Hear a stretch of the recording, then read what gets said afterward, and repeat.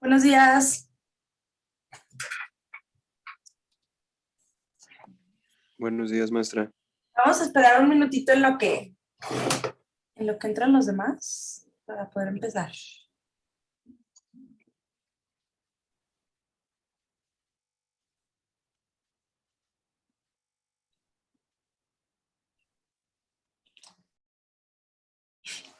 Deme un segundo.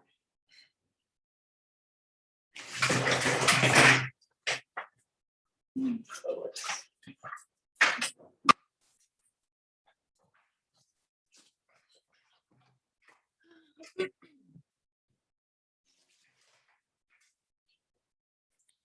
Listo. Creo que estamos todos. Pues bueno, nos queda esta semana de clases. La próxima ya es el tema del examen. No tuvimos la clase el viernes pasado, por lo cual vamos a tratar de ver el contenido pues muy rápido estos 2 días. A ver si completamos de tiempo. No me esperaba lo de la clase pasada del viernes, que no la tuviéramos. Pero bueno, vamos a apurarnos para poder completar todo el contenido de esta tercera unidad. También recordarles que la próxima semana el tema de la escultura lo vamos a revisar el día del examen. Entonces, para que ya la vayan acabando, tienen este fin de semana para poder cerrar. Y no es cierto, pues tenemos hasta el viernes de la próxima semana, pues para poder cerrar eso. Y también estaba revisando en la plataforma el tema de sus tareas. El día de hoy les mando el récord de cómo vamos en esta unidad, para que también se pongan al corriente y no se les junte con todo. Entonces, bueno, para que se organicen en cuestión de los contenidos de esta materia y no se queden atrás. Bueno, vamos a empezar porque el día de hoy va a estar un poquito cargado de información. A ver, vamos a poner compartir pantallas y a ver. Dejen busco la diapositiva. Ok, creo que nos quedamos, vimos todo el tema de los edificios. Bueno, vamos a abrirla por aquí. Si me trabo, o si se va el internet y todo, pues me esperan tantito porque como que últimamente anda fallando. Esperemos que no. Ok, ¿qué vimos la clase anterior? Nos quedamos en que hay varias tipologías de edificios dentro del urbanismo romano. Habíamos quedado que los romanos, su arquitectura estaba enfocada hacia el poder político, hacia demostrar el poder de los gobernantes, y por tanto su arquitectura era como muy monumental y muy vistosa. Y también vimos que mucha de su arquitectura tenía un sentido práctico, justamente como lo decía Vitruvio, que tenía que ser, generalmente a su compañero, que tenía que ser, tenía que tener una función, que tenía que ser estable y que tenía que ser bella. Entonces, en esta cuestión de la función, los romanos, al ser muy prácticos, empezaron a generar obra de tipo público, que es lo que vimos la semana pasada. Entonces, ¿en qué consistía esta obra arquitectónica de tipo público? Pues obra que le sirviera a la gente, ¿para qué? Pues para mejorar su estilo de vida. Entonces, pues crearon este tipo de arquitectura, como las murallas, que ya quedamos que es un tema defensivo. Los romanos pues todo el tiempo se la pasaban en guerra, entonces obviamente tenían que defenderse. Y pues pusieron estas murallas. Los acueductos, no sé si vieron por ahí el video que les encargué de tarea, súper interesante y a mi punto de vista muy bien hecho, porque generaba todos estos diagramas 3D de cómo traían el agua a las ciudades y todo. Espero que lo hayan visto, era su tarea. Y pues el tema de los acueductos para poder traer el agua a cada una de las ciudades sin importar ya como en Egipto o en Mesopotamia estar al lado de un río tal cual. El tema de los puentes, pues para bordear todas estas accidentes geográficos que se encontraban tanto en los acueductos como para el tema de pasos peatonales. El tema de las cloacas, este tema del desagüe de aguas negras, tan importante para poder sanear una ciudad. Y el tema de los caminos y las calzadas. Como ya vimos, pues todo el Imperio Romano se fue expandiendo por toda la parte de Europa, por la parte norte de África y por la parte del continente asiático. Entonces, para poder conectar todas este territorio, pues sí o sí necesitaban un tipo de infraestructura que lo permitiera, y pues por eso se generaron estos caminos y calzadas. Y de ahí viene este dicho que dice que todos los caminos conducen a Roma, y pues es cierto, ¿no? También vimos la clase pasada un poquito sobre la arquitectura política, vimos el foro, que es esta plaza pública que se iguala a la Ágora Romana. Luego vimos el tema de la curia, que nos quedamos por ahí, me parece, que es este edificio encargado para las funciones políticas, en donde se juntaba el Senado pues, a tomar las decisiones propias del Estado. Y vamos a continuar con este tema de la arquitectura política, con el tema de las basílicas. A ver, esto fue el tema del foro, que es la plaza. Normalmente, recuerden, se encontraba entre estos dos ejes, el decúmanos y el cardo, ¿no? Se situaba ahí a la mitad. Normalmente se hacían los foros para cada emperador mandaba hacer su foro. Y la curia, pues estos edificios muy sencillos para el Senado. Y bien, nos quedamos aquí. Para terminar este tema de la arquitectura política, tenemos las basílicas, que eran como el igual a las estoas griegas. Ya ven estos edificios donde se realizaban tanto cuestiones políticas como cuestiones comerciales, y eran edificios públicos, ¿no? Recuerden, en las estoas griegas, ahí los filósofos griegos se sentaban a filosofar con sus alumnos, y pues la Basílica Romana tiene como una función similar, que es un lugar para el comercio, también era un espacio social, pero también era un espacio de impartición de la justicia. Normalmente estaban ahí algunos jueces.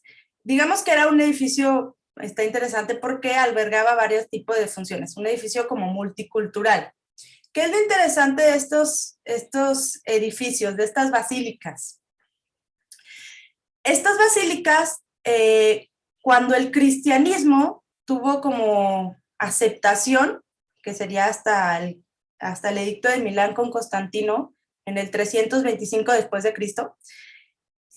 Antes de eso, durante toda la duración del Imperio Romano hasta el 325, los cristianos, eran perseguidos porque pues, no eran una religión oficial, ni era aceptada. Recuerden que pues, ellos tenían su panteón de dioses que venían de los griegos, donde estaba Zeus, donde estaba Poseidón, Hades y todos ellos, que después se convirtieron a los dioses romanos.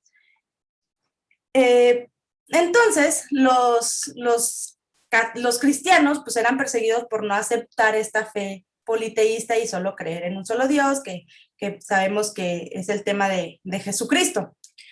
Entonces, pues fueron perseguidos todo el tiempo, y pues el Imperio Romano se dio cuenta que pues, los cristianos estaban tomando muchísima fuerza. Entonces, pues tomaron la decisión de, en el 325, con un edicto llamado el Edicto de Milán, aceptar la fe católica, a la fe cristiana, y hacerla parte del Imperio Romano.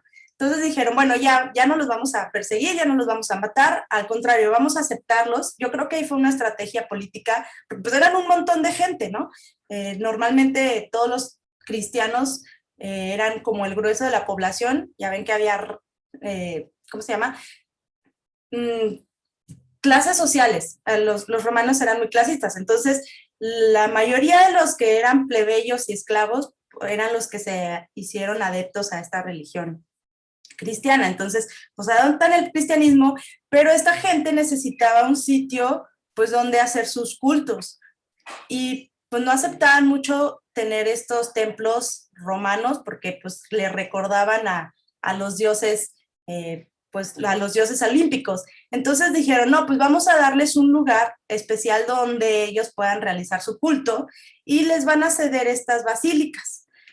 Y van a ser los primeros edificios donde se va a celebrar los ritos de la religión cristiana. Por eso ahora las basílicas, ustedes cuando escuchan quizás el término de basílica, pues obviamente no les recuerda a este edificio romano, sino pues piensan tal vez en un templo religioso de la religión católica, de la religión cristiana. Pero pues su antecedente es este, que necesitaban pues ese espacio donde celebrar sus ritos. Entonces pues los emperadores dicen, las basílicas son un buen sitio. ¿Por qué? Porque cabe un montón de gente, son edificios muy grandes y la religión cristiana tiene esa particularidad de que es una religión que se celebra en comunidad. Necesitas mucha gente en un solo sitio para poder celebrar los ritos, cosa que difería de estas religiones paganas, de los dioses olímpicos, donde normalmente pues ibas tú solo a presentarte ante la deidad, no era como la comunidad haciendo estos ritos religiosos. Entonces, por tanto, este tipo de edificios de las basílicas era el ideal para poder celebrar la religión católica cristiana. Vean aquí un esquema de este corte. Si ustedes recuerdan o han entrado o van a una iglesia cristiana, que según yo sí, todos hemos entrado, pues tienen, por ejemplo, la portada lateral donde entras a este gran espacio. Si le ponemos banquitas, como está en la actualidad, o sea, ponemos banquitas, banquitas, banquitas, banquitas de un lado, banquitas, banquitas, banquitas de otro, y normalmente aquí en la actualidad está el altar donde se celebra pues toda la teología cristiana. Entonces aquí ¿qué hicieron? Pues nada más quitaron, por ejemplo, aquí tenían la estatua del emperador, pues la van a quitar y aquí en este ábside, así se llama esta parte, en este ábside pues van a poner ya la figura de la cruz, pues representando todo este rollo del cristianismo, pero si se dan cuenta pues es la misma configuración, porque pues es la que van a adoptar. Normalmente, ¿cómo se conforma una basílica? Tiene sus naves laterales, su nave central y nave lateral. Normalmente se compone de 3 naves. Las más grandes se van a componer de 5 naves. Acá agregamos uno de los pasillos. Y pues está interesante porque a lo largo de estas naves van a aparecer todas estas columnas que van a sostener el techo a partir de este sistema que ya vimos en la clase pasada, los 3 sistemas de sistemas constructivos que van a tener son a partir del arco de medio punto, que se pueden generar 2 tipos, o bóvedas de cañón o las llamadas cúpulas. Entonces, por ejemplo, si ven aquí, tenemos una mini bóveda de cañón en las naves laterales. Vean cómo la sucesión lineal de varios arcos de medio punto me va a generar esta bóveda de cañón. Y aquí seguramente también usaron bóveda de cañón para salvar este claro. Entonces vemos, por eso era importante entender el funcionamiento y la práctica que hicimos del arco de medio punto, porque el arco de medio punto pues va a ser la base de todos los edificios romanos en cuanto a su estructura. Y de ahí pues ya, o hacen bóveda de cañón para tapar estas galerías, o van a hacer la llamada cúpula. Y bueno, esa es la importancia. Con esto cerramos el tema de arquitectura política. Vean cómo un edificio de índole política cambió a que fuera un edificio religioso y que ahora mismo conozcamos al término de basílica como un espacio de culto de la religión cristiana. Pero bueno, su antecedente era este. Y lo que les decía, vean el espacio interior de esto. Me parece que había como 40 metros de este punto a este punto. O sea, es un espacio enorme, justo para que todos los fieles de la religión católica pudieran juntarse. Los templos, si recuerdan los templos griegos, pues son más pequeños, son más compactos. Ahí no cabe una comunidad de creyentes. Entonces, pues no eran el edificio ideal. E incluso los templos romanos, los vamos a ver un poquito más adelante, son aún más chiquitos. Entonces, pues no eran el sitio adecuado para ser donados como espacio religioso. Y bueno, con esto acabamos lo de arquitectura política. ¿Dudas respecto a este tema de las basílicas? ¿O todo claro? A ver, alguien, pues está dormido. Bien, bien, bien, no se duerman, al cabo ya casi acabamos. Ok, aquí vemos un poquito el cortecito. Ah, otra cosa aquí, ahorita que tenemos el corte de estos restos. Si se acuerdan, el tema del hormigón romano, esta piedra artificial creada por ellos, era la que las ayudaba a crear estos grandes claros para poder construir estas grandes cúpulas. Y ya después de esto, para que no se viera ahí el hormigón todo, pues no tan bonito, es ahí que entraban los recubrimientos estos de los aparejos, de los llamados opus, que hicieron de tarea, pues para poder adornar esos muros y no quedara el hormigón así tal cual expuesto. Era como su forma de generar un mosaico y de adornar pues estos grandes muros. Ok, vamos a entrar rápido con el tema ay Dios, mis gripas, perdón, con el tema de la arquitectura doméstica. Aquí es bien importante recordar el tema de las clases. Recuerden que la clase más poderosa económicamente eran los llamados los patricios, que eran los que sí tenían privilegios, los que podían participar de la política de los romanos, y pues era la clase privilegiada. Y luego debajo de la pirámide estaban la parte de los plebeyos y de los esclavos. Entonces, pues, obviamente no iban a vivir en el mismo sitio. Entonces tenían diferentes sitios donde se iban a vivir tanto los patricios como la clase poco privilegiada. Aquí empieza a haber este tema del tema de viviendas colectivas. A mí me sorprendió mucho cuando conocí este tema, de que desde este tiempo de los romanos ya existía el concepto de un edificio compartido o de un edificio de departamentos. No es un tema tan nuevo como se podría pensar, sino que son estas llamadas las ínsulas o las ínsule, que eran edificios más o menos de 3, 4 niveles, donde vivían en cada una, en edificios como, más bien como en departamentos, las clases más pobres. Vemos aquí cómo se configuraba. Hasta el tema, me llama mucho la atención este tema del uso de un edificio para un tema mixto. Por ejemplo, toda la parte baja del edificio lo usaban como un tema como un tema de comercio. Y la parte alta era pues ya propiamente donde estaban los departamentos de estas personas. Llama la atención porque de pronto esta cuestión de segmentar los edificios o de usarlos de un doble uso parecería como una idea del siglo XXI. Y realmente es que esta gente lo hacía ya desde esta época de los romanos. Y bueno, así es, qué caray. Así es como se configuraba. Vean aquí un esquemita. Les digo que en la parte de abajo, pues la parte comercial. Y luego, cada uno de estos departamentos, que ahora conocemos como departamentos, se llamaban las cenáculas, que era pues eso, igual a un departamento. Y entre más arriba, perdón, caray. Entre más arriba estaba la cenácula, más pobre eras, pues. Tenías que pagar ¿cómo se llama?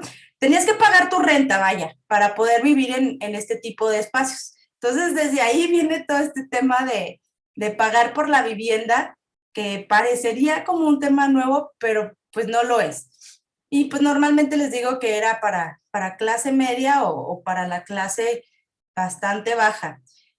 otra cosa aquí bien importante, no tenían un sistema de drenaje, con lo cual, pues, ¿cómo le hacían? Normalmente, pues, juntaban pues, sus restos y lo tiraban por la ventana. De ahí viene, o se cree que viene esta frase de aguas, cuando algo va a pasar o cuando te tienes que poner alerta, te dicen aguas, ¿no? Para que voltees o te pongas atento.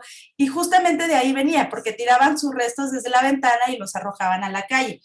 Imagínense esto, cómo debieron oler esas calles y cómo debió haber sido de insalubre esos espacios, porque pues no tenían estos sistemas de saneamiento o estas cloacas como la tenían en las partes privilegiadas de la ciudad. Pero bueno, entonces, para las clases más pobres o las clases de plebeyos o esclavos, teníamos estos edificios colectivos llamadas ínsulas o ínsules. Vamos a ver este esquema. Dejen quito la cámara porque me está molestando. Ahí está. Aquí una configuración de cómo debió haber sido esta ínsula. Aquí me llama la atención también el tema de que tenían este patio central y normalmente para que pudieran ellos captar el agua, pues este recurso tan importante, tenían esta llamada fuente, la fuente, y pues de aquí la gente tomaba el agua para su uso doméstico de lo que recolectaban del agua de lluvia. Y bueno, esa en cuanto a la casa de los más pobres.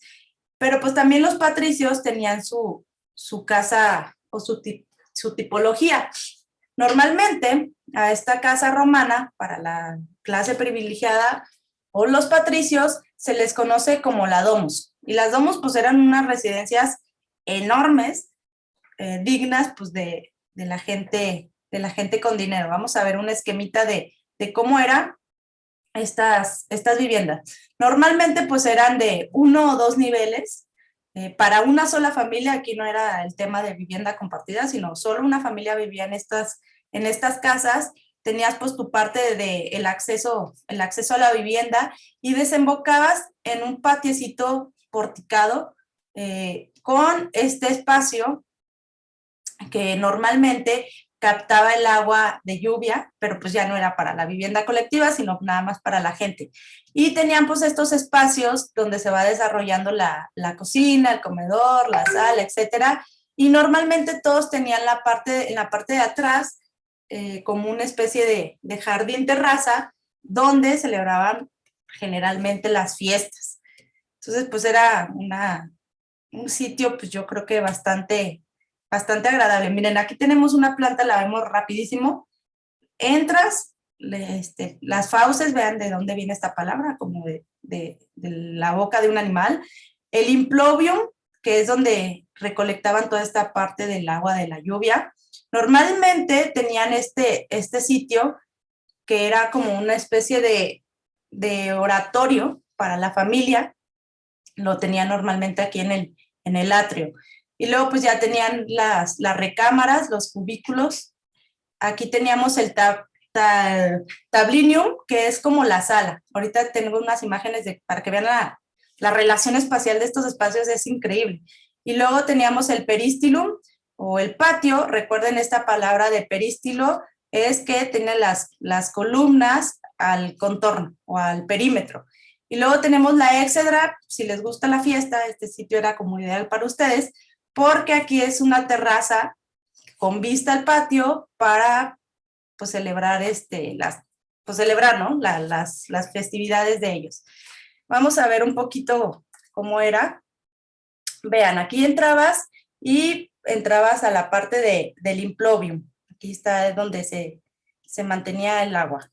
Y luego esta parte es la que a mí particularmente más me gusta, es la parte del tablinium, que es la sala. Pero ven esta relación.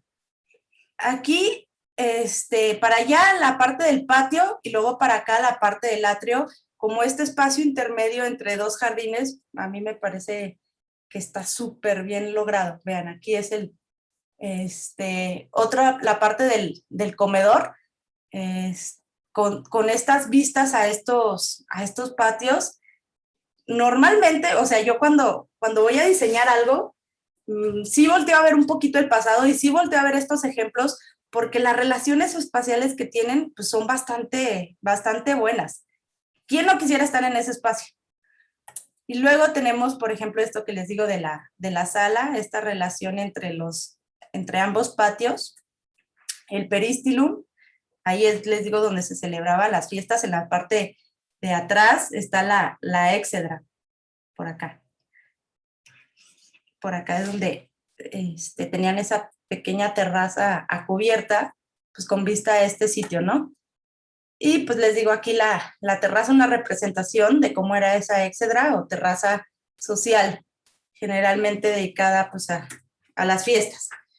Y bien, estamos yendo muy rápido. Con esto terminamos la parte de arquitectura doméstica. Las ínsulas para los pobres, qué feo es esto, las ínsulas para la gente menos privilegiada y para los patricios las llamadas domus, que eran pues unas enormes casas. ¿Dudas respecto a este tema de la arquitectura doméstica? ¿O vamos claro? ¿Les gustó algo? A ver, coméntenme. Porque a veces hablo mucho. Siempre hablo mucho. A ver, Beto. A mí se me trabó mucho, maestro, la verdad. Ay, ¿se te trabó? Ay, qué horror. Bueno, de todas maneras siempre subo la presentación ahí para que de todas maneras la revisen para su examen. Les recomiendo, como la subo en YouTube, que la pongas en la velocidad 2 para que todo esto vaya muy rápido y la pueda retomar. ¿Alguien más sobre estos temas que hemos visto? ¿Qué les llama la atención? ¿Les gusta? No sé. Quiero saber qué siguen por ahí. No, pues la verdad sí le estoy entendiendo. Sí estaba bonita la arquitectura de antes también. Perfecto. Ok, siguen vivos. ¿Cuánto nos queda esta sesión? Bueno, no me ha avisado. Luego vamos a entrar con el tema de arquitectura lúdica. ¿Han escuchado esta frase que dice pan y pueblo para el circo? ¿Y quién me puede decir a qué se refiere? A ver, alguien que no ha participado. Jennifer, ¿estás por ahí? ¿A qué crees que se refiere esta frase que dicen que pan y pueblo para el circo, pan y circo para el pueblo?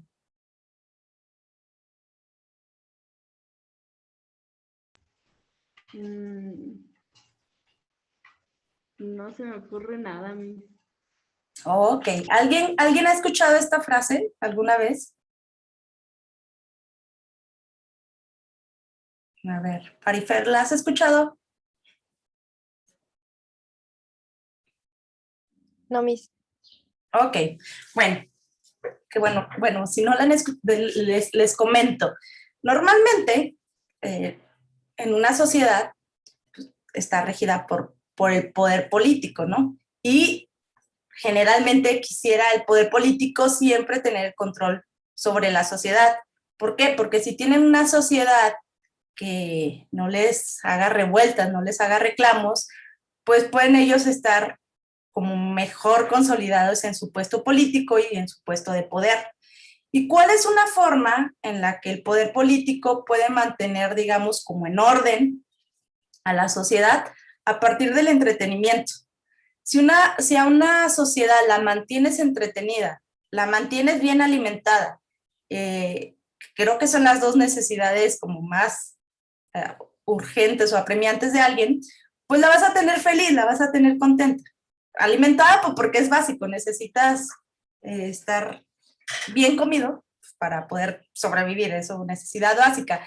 Pero para evitar que hagas como mucho pensamiento filosófico y empieces a generar grillas y todo, pues normalmente te dan entretenimiento. ¿Para qué? Para que todo tu tiempo lo estés ocupando en estar divertido, vaya. Entonces, los romanos, actualmente, digamos, una forma de control, quizás, de entretenimiento sería, pues, redes sociales, ¿no? TikTok, Facebook, Instagram, y todas estas redes donde puedes pasarte, qué sé yo, una hora o más de tu vida viendo pequeños videos cortos y que de repente dices, ah, cara, ya pasé como una hora aquí y pues no sé, o sea, no utilizas ese tiempo para generar reflexión y tal vez esa reflexión te lleve a pensar, es que tenemos un mal gobierno y el llevar a pensar que tenemos un mal gobierno te lleva a pensar que quieres hacer una revuelta y pues empiezas a sabotear todo el sistema político y del poder. Entonces, ellos sabían eso. Y de ahí nace esta frase de pan y circo para el pueblo. Pan porque lo mantienes alimentado, circo porque lo mantienes entretenido. Si tienes a un pueblo alimentado y entretenido, no te va a hacer ningún tipo de problema. Entonces, generaron ellos todos estos tipos de arquitecturas lúdicas. También yo creo que para una parte del arte, ¿no? O sea, esta forma de poder expresarte. Empiezan a generar esta arquitectura lúdica que viene con el tema también de los griegos, con los llamados teatros, que tenían sus antecedentes en el teatro griego. Vemos un poquito aquí el cómo eran estos teatros romanos y en la siguiente, un poquito la diferencia entre los teatros griegos y los teatros romanos. ¿En qué radicaba esta diferencia? Vemos aquí arriba cómo era un teatro griego y acá por abajo el teatro romano. La principal diferencia de un teatro griego a un teatro romano es su forma de construcción y cómo se estructura. Normalmente los griegos se apoyaban de la topografía existente. Entonces, ¿qué hacían ellos? Pues encontraban un sitio donde tuviera cierta inclinación y pues ahí empezaban a generar estas graderías. Y pues ya, check, ¿no?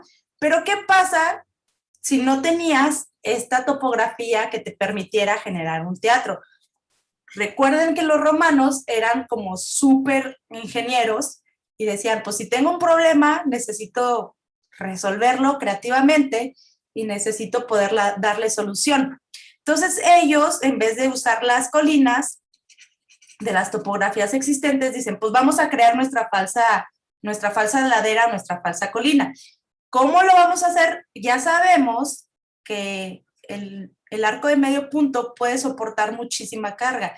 Entonces, ¿qué pasa si hacemos una sucesión de arcos de medio punto? Lo voy poniendo uno arriba de otro, pues me puedo generar esta ladera artificial y pues ya no necesito una ladera natural del terreno, sino pues yo me la creo y me puedo crear un teatro en todos lados porque ya sé cómo. Entonces, es aquí bien importante el tema de la ingeniería porque te permite resolver problemáticas. Y pues aquí vemos otra vez cómo utilizan este sistema constructivo del arco de medio punto, que es el que le va a dar vida a la mayoría de sus edificios. A partir, pues vean, el arco de medio punto y lo van a replicar en forma lineal para generar estas bóvedas y poder hacer se me olvidó, la bóveda corrida, se me fue el nombre. Estas bóvedas, sí, bóvedas de cañón, se me fue, perdón. Entonces, esa fue la principal diferencia, el cómo la estructuraban. Y luego ya pequeñas diferencias como que en el teatro romano utilizaban solamente la mitad de esta escena, por ejemplo, que la que utilizaban los griegos. Entonces, la configuración de los griegos utilizaba esta escena completa y ya se hacían las graderías. Aquí solo utilizaban la mitad y a esta media circunferencia pues iban a ponerle las graderías. Vemos un poquito cómo se conformaba estos teatros. Tenías la parte de la orquesta, que normalmente aquí se situaban los músicos, y luego la parte de la escena, que es donde pues, iban a realizarse las representaciones. Aquí aparece un nuevo elemento que no tenían los griegos en sus teatros. ¿Qué es esto? Que es como una especie de escenografía. Dejen a su compañero. Nos quedan 5 minutos, espero que acabemos y nos volvemos a conectar nada más para acabar estos temas. Bueno, tenemos esta especie de escenografía que va a ocultar todo lo que pasa tras bambalinas. Acá atrás es donde los actores se preparaban y todo. Y pues la gradería, la cavea, que es donde pues la gente veía el espectáculo. vemos un poquito otra, esperen, otra imagen, otra vez la cavea, la orquesta, la escena, la parte del escenario, y la parte de atrás tenía este sitio a cubierta, como este patio, donde los actores se preparaban, y en dado caso de que hubiera lluvia o algo, la gente normalmente se venía para acá y pues ahí se mantenía, ¿no? Vemos un poquito la planta, cómo se conformaba. Y aquí es bien importante otra vez el tema de las clases sociales. Normalmente las clases privilegiadas, los patricios, se iban a situar en la parte de abajo a ver el espectáculo con los emperadores, en la llamada Ima Cavea. Luego más arriba teníamos la media cavea, donde iban a estar los plebeyos, que sí eran parte de la sociedad, no tenían derechos, pero pues no estaban tan mal como los que estaban acá en la suma cavea, que eran los esclavos. Aquí lo interesante de estos teatros es que si toda la gente estaba invitada a ver los espectáculos, todos eran bienvenidos al espectáculo, pero pues no todos iban a estar revueltos, cada quien donde iba de acuerdo a su clase social. Incluso vean, hasta lo dividían con estos muros para dividir las diferentes clases sociales. Vean estas puertitas, estas van a ser importantes, los llamados vomitorios. Aquí tengo un esquema de cómo se construía, recordando lo que vimos en las clases pasadas al arquitecto Vitruvio, tratadista, que fue el que dijo que todo tenía que ser firme, estable y bello. Y no solo eso, sino que aparte, este Vitruvio daba como ciertas reglas de cómo se debían hacer las cosas, ¿no? Te daba como el recetario de cómo hacer una ciudad, dónde hacerla, incluso te daba el recetario, por así decirlo, de cómo hacer un buen teatro. Entonces, ¿él qué decía? Si vas a trazar un teatro, primero, básico es que traces el círculo, ¿no? Un círculo, pues, que va a ser donde va a estar la orquesta. Primer punto. Segundo punto, tú vas a escribir cuatro triángulos dentro de esa circunferencia. Entonces, voy a escribir un triángulo, voy a escribir otro triángulo, voy a escribir otro triángulo por acá y uno último por acá. Bien, paso 2, check. Luego, ¿qué decía él? En cada uno de los puntos donde terminó tu triángulo, vas a trazar desde el centro, vas a trazar varios radios. Entonces empiezan a trazar varios radios, varios radios, varios radios. Ay Dios, bueno, bonito, ¿no? Y de ahí, pues ya tienes como estos primeros ejes. Luego vas a replicar tu trazo de la circunferencia para poder hacer las graderías. Y ya, check. Ya hicimos las graderías. Y en cada punto de esos radios que surgieron de los triángulos, en este punto y en este punto, en este punto, en este punto, en este punto, en este punto, en este punto, vas a tener los llamados los vomitorios o las salidas. Entonces, vean cómo todo lo tenían súper bien estructurado. Nos queda menos de un minuto. Si se corta, nos volvemos a conectar. Y mismo tema, para acá, para acá, para acá, para acá, para acá. Aquí se va a poner la parte de esa especie de escenografía. Y en el punto donde toquen los vértices con esa escenografía es donde van a estar las salidas de la escena para la parte de atrás, que era donde los actores se vestían. Bueno, con esto terminamos la parte del teatro. Voy a cerrar la sesión porque de todas maneras se nos va a acabar y nos quedan 10 minutos de clase. Nos volvemos a conectar ya para finalizar. Finalizar.